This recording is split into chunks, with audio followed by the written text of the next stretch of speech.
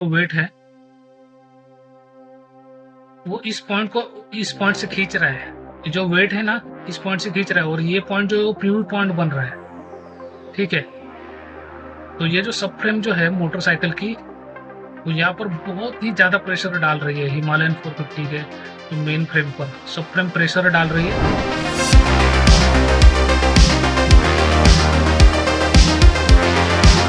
Hello, what's going on guys and welcome back to the Short Shifters. तो दोस्तों आज हम डिस्कस करेंगे, हम एनालाइज करेंगे कि क्यों रॉयल एनफील्ड हिमालयन 450 की चासी जो है वो ब्रेक हो रही है।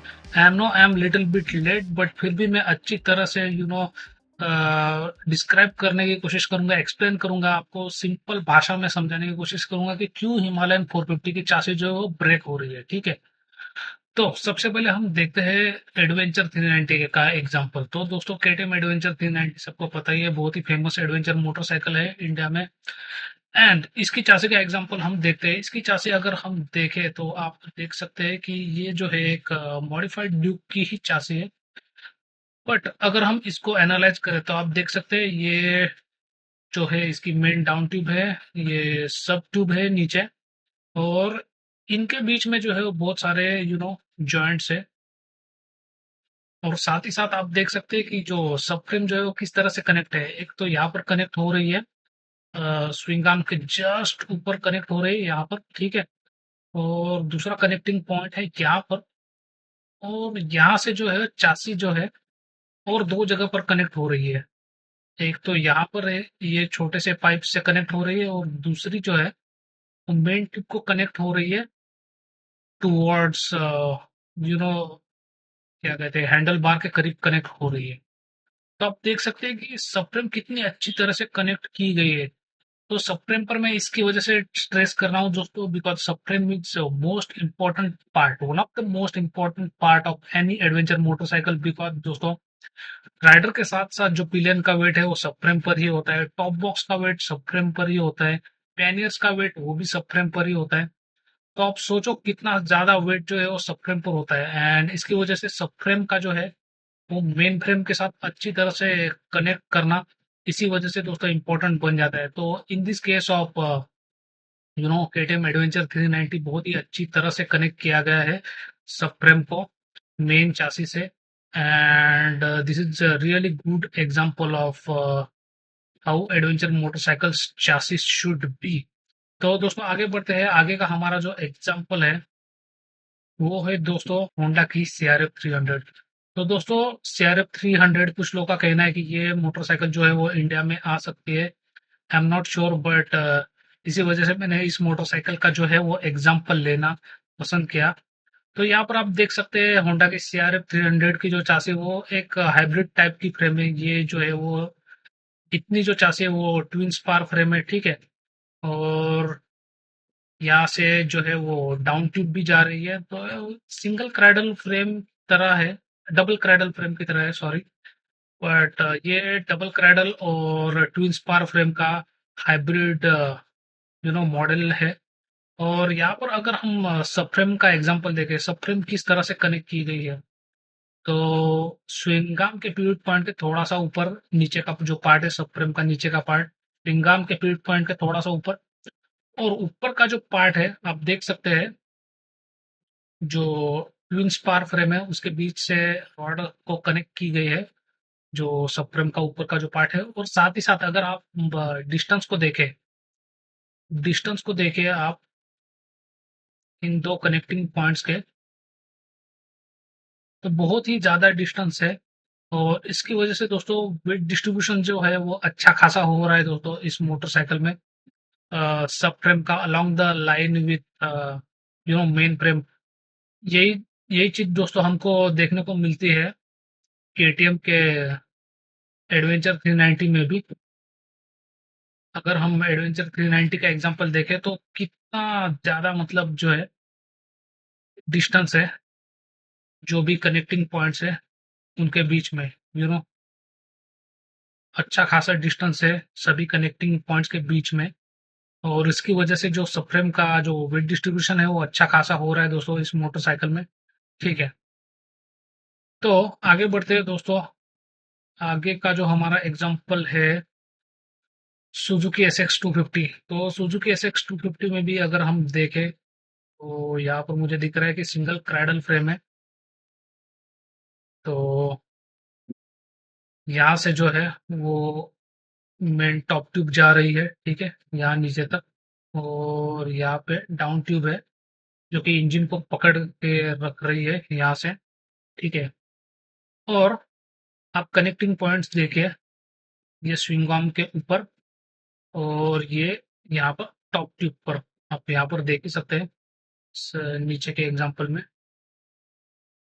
कि यहाँ पर कनेक्ट है। इनफैक्ट ये पूरा का पूरा ये जो है ये इतना सिंगल पार्ट है, ठीक है। यहाँ पर ये कनेक्ट नहीं है, ये सिंगल पार्ट है, ये सिंगल ट्यूब है जो कि मेन जो डाउन ट्यूब है उसको यहाँ पर अलोंग द लाइन वेल्ड किया हुआ दिख रहा है, ठीक है। यहाँ पर जो है अलोंग द लाइन वेल्ड किया हुआ दिख रहा है, आप देख सकते हैं। ये ट्यूब ऐसे आ रही है और यहाँ यहाँ से लेकर यहाँ तक वेल्ड किया हुआ दिख रहा है, ठीक है। और साथ ही साथ मैं जो चीज हाईलाइट करना चाहूंगा वो जो है ये जो सबफ्रेम जो है इसका नीचे का कनेक्टिंग पॉइंट और ऊपर का कनेक्टिंग पॉइंट, ये वाला और ये वाला, आप देखिए अच्छा खासा डिस्टेंस है इसके बीच में, अच्छा खासा डिस्टेंस है। और इसकी वजह से दोस्तों वेट का जो डिस्ट्रीब्यूशन है वो अच्छी खासी तरह से हो रहा है। एंड ये मुझे लगता है बीच में एयर बॉक्स है। तो जैसे मैं बता रहा था कि अच्छा खासा डिस्टेंस है दोस्तों सबफ्रेम के कनेक्टिंग पॉइंट्स के बीच में, तो इसकी वजह से वेट डिस्ट्रीब्यूशन जो है वो अच्छी तरह से हो रहा है। जैसे कि मैंने बताया कि क्यों इम्पोर्टेंट होता है सब फ्रेम का किसी भी एडवेंचर मोटरसाइकिल में, क्योंकि बहुत ही ज्यादा वेट रहता है दोस्तों सब फ्रेम पर। राइडर के साथ साथ पिलियन का या फिर पैनियर्स का, टॉप बॉक्स का, सभी का वेट जो रहता है वो सब फ्रेम पर ही आता है। इसकी वजह से सब फ्रेम का जो है मेन फ्रेम के साथ अच्छी तरह से कनेक्ट होना इम्पोर्टेंट बन जाता है, ठीक है।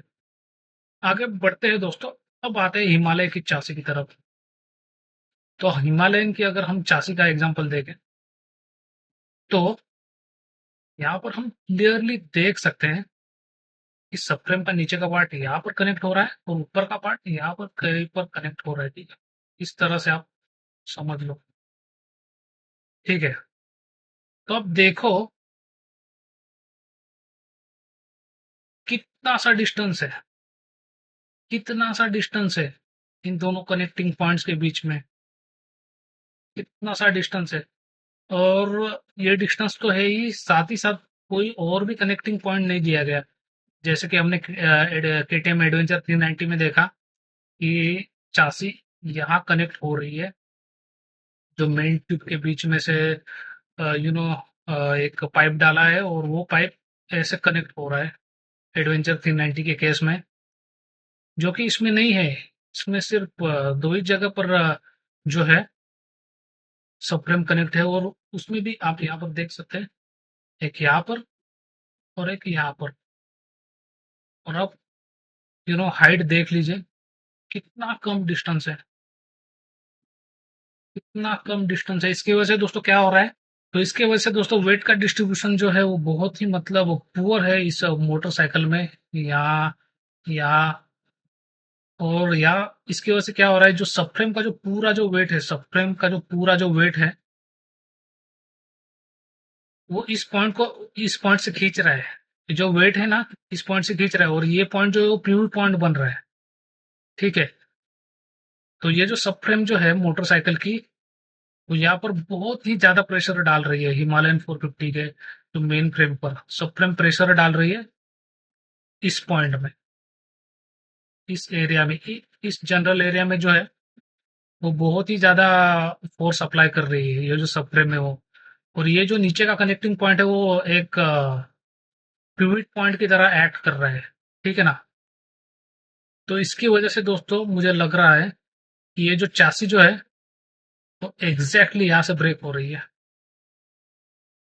एग्जैक्टली यहाँ से ब्रेक हो रही है, यहाँ से, क्योंकि गैप ही नहीं है। एक पॉइंट यहाँ पर कनेक्ट है, दूसरा पॉइंट यहाँ पर कनेक्ट है, इन दोनों में इतना सा गैप है। अगर हम हाइट देखें तो, और डिस्टेंस कम होने की वजह से बहुत ही पुअर वेट डिस्ट्रीब्यूशन है दोस्तों। और अगर हमने वो अगर आपने वो इमेज देखी रहेगी, तो उसमें जिसमें चासी ब्रेक हुई है, उसमें आप क्लियरली देख सकते हैं कि जो मोटरसाइकिल है उस पर मुझे लगता है किसी तरह का लगेज लगाया होगा। कि यहाँ पर मुझे पैनियर्स के या फिर बैग्स के जो है वो रैक दिख रहे हैं। मे बी बाद में बैग को या फिर पैनियर्स को निकाला रहेगा। पीछे का तो पार्ट नहीं दिख रहा। अगर टॉप बॉक्स रहता तो दिख जाता, बट उस फोटो में नहीं दिख रहा। सो इसकी वजह से मुझे लग रहा है कि जो सब फ्रेम जो है, ये जो सब फ्रेम जो है, इस पर जो एडिशनल वेट है उसको वो कैरी नहीं कर पा रही है, मेन जो चासी है हिमालयन की। तो उसी की वजह से वो परफेक्टली यहाँ से ब्रेक हो रही है। ठीक है ना। यहाँ से वो जो है वो चासी ब्रेक हो रही है हिमालयन की। और यहाँ पर और एक इमेज है। 2 मिनट। यहाँ पर जो है, ओके, तो ये टीम बीएचपी से मैंने फोटो ली है। और इस फोटो में आप देख सकते हैं कि कितना कम डिस्टेंस है। कितना कम डिस्टेंस है दोस्तों इन दो जॉइंट्स के बीच में। अगर हम वर्टिकल डिस्टेंस की बात करें तो कितना पुअर वेट डिस्ट्रीब्यूशन हो रहा होगा दोस्तों, आप सोच ही सकते हैं। ये जो पॉइंट है ये कहीं ना कहीं मुझे लगता है यहाँ पर होना चाहिए था। अगर यहाँ पर होता भी नहीं, जो कि नहीं है एक्चुअली, यही पर है, फिर भी मुझे लगता है एक एडिशनल ट्यूब से यहाँ से लेकर यहाँ तक कोई ना कोई वेल्ड करना चाहिए था रॉयल एनफील्ड को, जो इन्होंने नहीं किया। इसकी वजह से मुझे लगता है दोस्तों ये जो है ना, ये एक फंडामेंटल फ्लॉ है दोस्तों, जिसको रिजॉल्व नहीं किया जा सकता। तो मुझे लगता है इस साल में और भी ज्यादा, मतलब इस साल में और भी ज्यादा हिमालयन 450 की चासिस ब्रेक का एग्जांपल हमको देखने को मिलेगा। That's for sure. एटलीस्ट 2 से 3 चासिस जो है वो ब्रेक हो जाएंगे, बिकॉज इतनी ज्यादा मोटरसाइकिल्स जो है वो सोल्ड हो चुके हैं। It's just time it's just matter of time कि मतलब जो वेल्ड्स है वो कितना ज्यादा स्ट्रेस ले पाते हैं। ये जो यहाँ का वेल्ड है और यहाँ का जो वेल्ड है, वो कितना वेट जो है स्ट्रेस जो है वो सह पाते हैं। एंड उनकी जब कैपेबिलिटीज खत्म हो जाएगी यू नो वेट को एब्जॉर्ब करने की, तब चासिस जो है वो यहाँ से तो ब्रेक होना ही है। तो इसी वजह से दोस्तों मैं कह रहा हूँ कि और भी ज्यादा हिमालयन 450 की चासिस ब्रेक का एग्जांपल हमको देखने को मिलेगा। और भी ऑब्जर्व करने की बात जो है वो, रॉयल एनफील्ड ने जो है वो एयरबॉक्स यहाँ पर मूव कर दिया है। इसकी वजह से इन्होंने सोचा होगा कि क्यों ही गैप देना इस ट्रायंगल में, जहां पर हम एयरबॉक्स रखते हैं यहाँ पर क्यों गैप रखना है यहाँ पर। ऐसा रॉयल एनफील्ड ने सोचा होगा। और इन्होंने बहुत ही कम गैप बना दिया यहाँ पर, दो जॉइंट्स के बीच में, अपर जॉइंट और लोअर जॉइंट ऑफ सब फ्रेम। और ये चासिस जो है वो ब्रेक हो रही है। तो until and unless royal Enfield इस फंडामेंटल डिजाइन फ्लॉ को चेंज नहीं कर देता, या फिर बहुत ही ज्यादा रिजिड मेन ट्यूब को यहाँ पर इंट्रोड्यूस नहीं करता, ये जो चासी ब्रेक का जो इशू है दोस्तों, ये तो सॉल्व नहीं होने वाला। I don't think so. ये डिजाइन फ्लॉ ही है। तो देखते हैं आगे क्या होता है। ये तो रहा मेरा एनालिसिस की, और भी ज्यादा हिमालयन 450 की चासिस ब्रेक होंगी, अनफॉर्चुनेटली ये मुझे कहना पड़ रहा है, बिकॉज ये तो है जो साफ साफ दिख रहा है। मैंने आपको एग्जांपल, कितने सारे एग्जांपल बता दिए, आप देख लो, क्लियर कट आपको पता लग जाएगा। केटीएम एडवेंचर 390 की चासी देख लो आप, कितनी अच्छी तरह से रीइंफोर्समेंट की गई है। ये डाउन ट्यूब ही ये ऐसे गई है नीचे की तरफ, और सब फ्रेम का नीचे का पार्ट यहाँ पर कनेक्ट है, ऊपर यहाँ पर कनेक्ट है, अगेन यहाँ पर कनेक्ट है मेन ट्यूब के सेंटर से भी थोड़ा आगे सेम चीज हो रही है होंडा CRF 300 के साथ भी। कितनी आगे तक ये सबफ्रेम का जो ऊपर का जो पार्ट है वो कितना ऊपर और आगे तक कनेक्टेड है एज अपोज टू हिमालयन 450 कितना पीछे कनेक्ट है मेन फ्रेम का जो ऊपर का पार्ट है वो कितना पीछे और कितना नीचे कनेक्ट है। एंड ये तो इनएविटेबल है दोस्तों कि मतलब चासीस तो ब्रेक होनी है। तो बहुत से लोग बोल रहे हैं कि 40,000 तक सोल्ड हो चुके हैं और उसमें दो ही मोटरसाइकिल का एग्जांपल देखने को मिल रहा है। तो मैं डेफिनेटली श्योर शॉट कह सकता हूँ कि और भी चासीस ब्रेक एग्जांपल अपने को देखने को मिलेगा। एंड जैसे कि रॉयल एनफील्ड बोल रहे हैं कि क्रैश गार्ड की वजह से हो रहा है, इसकी वजह से हो रहा है, तो क्रैश गार्ड तो बस बहाना है, क्रैश गार्ड की वजह से नहीं हो रहा है दोस्तों। चासी की डिजाइन आप देख लीजिए, ये चासी के डिजाइन के साथ ही फंडामेंटल फ्लॉ है जैसे कि मैंने आपको बताया। ये से कितना नीचे कनेक्टेड है यार ये चासी, सब फ्रेम कितना नीचे कनेक्ट हो रही है मेन चासी को, ठीक है। और साथ ही साथ मुझे लगता है कि ये एक बहुत ही लॉन्ग व्हील बेस वाली मोटरसाइकिल है, तो ये जो डाउन ट्यूब है, जो मेन डाउन ट्यूब है, इसके पैरेलली दूसरी ट्यूब भी रखनी चाहिए थी रिजिडिटी बढ़ाने के लिए, बट ऐसा रॉयल एनफील्ड ने नहीं किया। या फिर होंडा CRF के रूट से भी जा सकते थे, हाइब्रिड फ्रेम इस्तेमाल कर सकते थे royal Enfield, perimeter frame use कर सकते थे, बट ऐसा उन्होंने नहीं किया।